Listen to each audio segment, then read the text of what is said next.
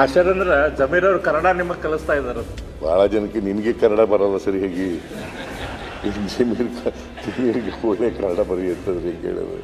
ಜಮೀರ್ ನಿಮಗೆ ಕನ್ನಡ ಕಲಿಸ್ತಾರೆ. ನೀನು ಪತ್ಯ ಸಿ ಪಾಟೀಲ್ ಬರಲ್ಲ ನೀನು. ಈಗ ಕನ್ನಡ ನಾವೆಲ್ಲ ಮಾತೃಭಾಷೆ ಕನ್ನಡ ಅಲ್ವಾ. ನಿಮ್ಮ ಫಾದರು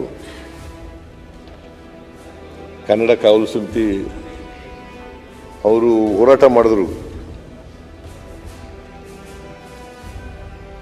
ಅವತ್ತು ಅದರಿಂದ ನಾವು ಅವ್ರ ಜೊತೆಲಿ ಆಗಿದ್ರು. ಆವಾಗಲೇ ನಿನಗಿನ್ನೂ ಹುಟ್ಟಿದ್ಯೇನೋ ಗೊತ್ತಿಲ್ಲ ನನಗೆ. ಹುಟ್ಟಿದ್ಯಾ? ಸಣ್ಣ ಹುಡುಗ ಇರಬೇಕು ನೀನು. ಆಗ ಚಿಕ್ಕವನಿದ್ದೆ, ನಿಮ್ಗೆ ಗೊತ್ತಿಲ್ಲ. ಆಗ ಎಂಥ ಹೋರಾಟ ಅದು.